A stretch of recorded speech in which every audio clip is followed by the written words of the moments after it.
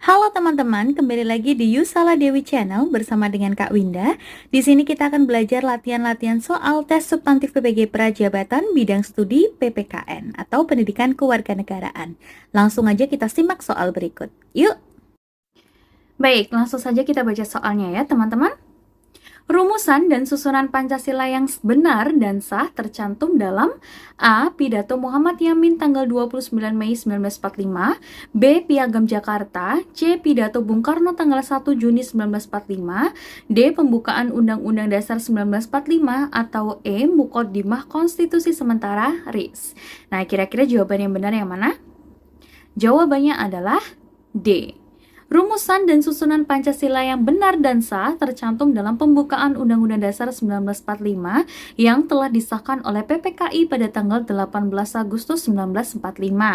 Berkaitan dengan hal tersebut, Insinyur Soekarno mengeluarkan Instruksi Nomor 12 Tahun 1968, tepatnya pada tanggal 13 April 1968. Jadi jawaban yang benar adalah yang D, pembukaan Undang-Undang Dasar 1945. Baik, soal selanjutnya. Pancasila merupakan sumber etika dalam bersikap dan bertingkah laku dalam berbangsa dan bernegara. Hal ini tertuang dalam ketetapan MPR tentang etika kehidupan berbangsa dan bernegara nomor berapa kira-kira? A, B, C, D, atau E? Jawaban yang benar adalah yang C, ya. Pancasila merupakan sumber etika dalam bersikap dan bertingkah laku dalam berbangsa dan bernegara. Hal ini tertuang dalam ketetapan MPR tentang etika kehidupan berbangsa dan bernegara nomor 6 tahun 2001. Baik, soal selanjutnya. Undang-Undang Dasar 1945 Pasal 27 Ayat 1 berisi tentang A. Dewan Perwakilan Rakyat berhak untuk menetapkan APBN, B. Hak asasi persamaan hukum sebagai hak mendapat pengayoman dan perlakuan dalam keadilan hukum dan pemerintahan, C. Hak asasi kesejahteraan dan kemakmuran bagi seluruh rakyat Indonesia, D. MPR memiliki wewenang untuk menetapkan undang-undang dasar, atau E. Kemerdekaan berserikat dan berkumpul, kemudian mengeluarkan pikiran dengan lisan dan tulisan, dan sebagainya ditetapkan dengan undang-undang. Nah, kira-kira isinya Undang-Undang Dasar Pasal 27 Ayat 1 tentang apa nih? Jawaban yang tepat adalah B. Undang-Undang Dasar 1945 Pasal 27 Ayat 1 berisi tentang hak asasi persamaan hukum sebagai hak mendapat pengayoman dan perlakuan dalam keadilan hukum dan pemerintahan.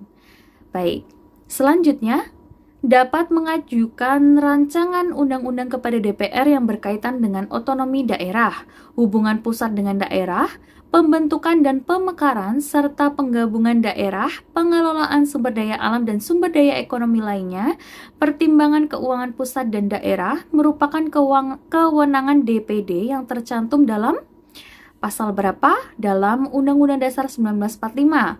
A, B, C, D, atau E? Jawaban yang benar adalah D. Pasal 22D ayat 2 ya. Dapat mengajukan rancangan undang-undang kepada DPR yang berkaitan dengan otonomi daerah, hubungan pusat dengan daerah, pembentukan dan pemekaran serta penggabungan daerah, pengelolaan sumber daya alam dan sumber daya ekonomi lainnya, pertimbangan keuangan pusat dan daerah merupakan kewenangan DPD yang tercantum dalam pasal 22D ayat 2 Undang-Undang Dasar 1945. Next, adanya perbedaan ketentuan mengenai penetapan kewarganegaraan dapat menyebabkan seseorang tidak memiliki kewarganegaraan atau disebut, apakah A, B, C, D, atau E? Jawaban yang benar adalah B, ya, apatrid, atau keadaan seseorang tanpa kewarganegaraan yang timbul apabila menurut peraturan kewarganegaraan seseorang tersebut tidak diakui sebagai warga negara dari negara manapun. Baik, soal selanjutnya. Landasan ideal negara kita adalah Apakah A. TAP MPR, atau B. Undang-Undang Dasar 1945, atau C. Pancasila, atau D. Proklamasi Indonesia, atau E. Keputusan Presiden?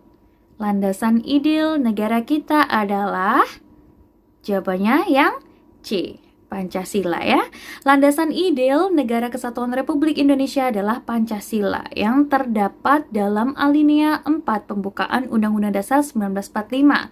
Sedangkan landasan konstitusional Republik Indonesia adalah Undang-Undang Dasar 1945 yang meliputi pembukaan Undang-Undang Dasar 1945, Hukum Dasar, Maklumat, dan Dekret Presiden.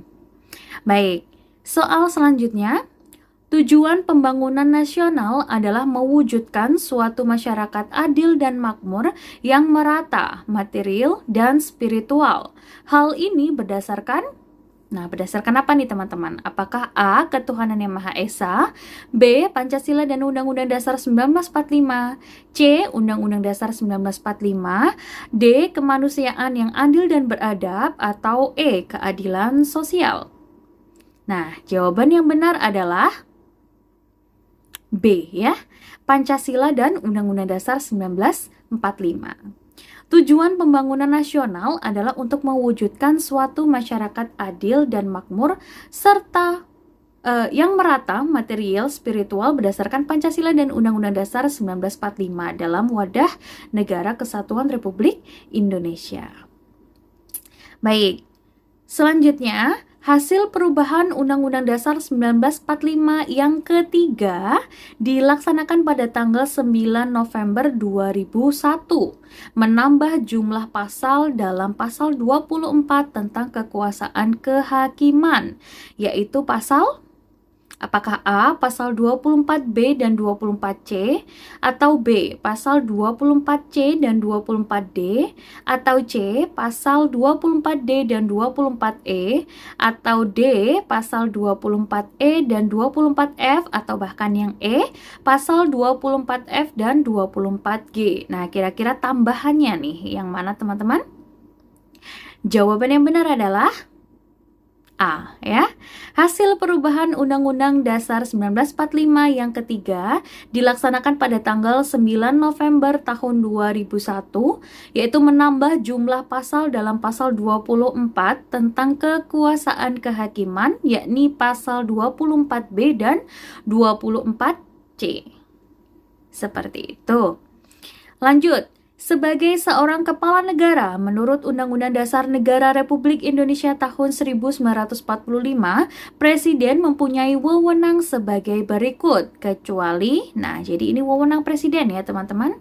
Apakah A. Membuat perjanjian dengan negara lain dengan persetujuan DPR, B. Mengangkat duta dan konsul, C. Menerima duta dari negara lain, D. Memberi gelar, tanda jasa, dan tanda kehormatan lainnya kepada warga negara Indonesia atau warga negara asing yang sudah berjasa mengharumkan nama baik Indonesia, atau E. Memberi grasi dan rehabilitasi dengan memperhatikan pertimbangan MA. Nah, kira-kira jawabannya yang mana?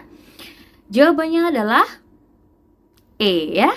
Sebagai seorang kepala negara, menurut UUD Negara Republik Indonesia tahun 1945, Presiden mempunyai wewenang sebagai berikut, yakni yang pertama membuat perjanjian dengan negara lain dengan persetujuan DPR, ya, kemudian mengangkat duta dan konsul, menerima duta dari negara lain, kemudian memberi gelar, tanda jasa, dan tanda kehormatan bagi warga negara maupun negara asing yang telah berjasa mengharumkan nama baik Indonesia. Jadi yang E itu tidak termasuk wewenang Presiden. Baik, selanjutnya, Sumpah Pemuda sebagai hasil Kongres Pemuda yang diselenggarakan oleh organisasi-organisasi kedaerahan yang sudah memiliki semangat nasionalisme untuk mencapai Indonesia merdeka. Nah, isi dari Sumpah Pemuda butir kedua. Nah, kira-kira apa ini teman-teman? Apakah A, B, C, D, atau E?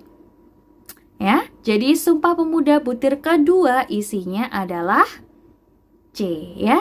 Isi Sumpah Pemuda yang merupakan hasil keputusan Kongres kedua pada tanggal 28 Oktober 1928 berisi A. kami putra-putri Indonesia mengaku berbangsa satu bangsa Indonesia.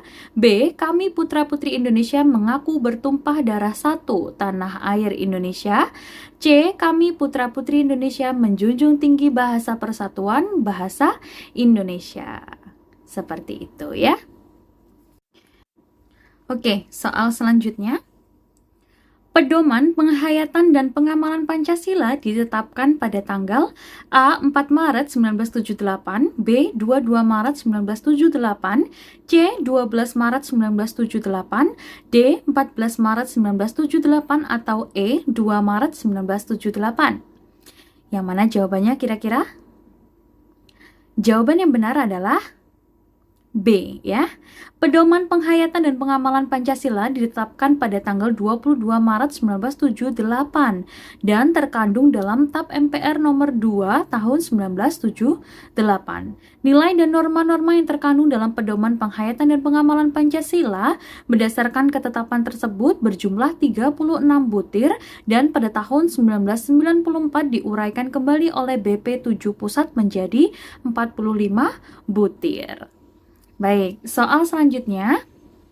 Rangkaian peristiwa dan keadaan yang mendahului terbentuknya negara yang merupakan rumusan dasar-dasar pemikiran yang menjadi latar belakang pendorong bagi kemerdekaan kebangsaan Indonesia dalam wujud terbentuknya negara Indonesia terdapat dalam pembukaan Undang-Undang Dasar 1945 alinea ke, kira-kira alinea ke berapa teman-teman? A, B, C, D, atau E? Jawaban yang tepat adalah C, ya. Adapun rangkaian makna yang terkandung dalam pembukaan Undang-Undang Dasar 1945 adalah sebagai berikut.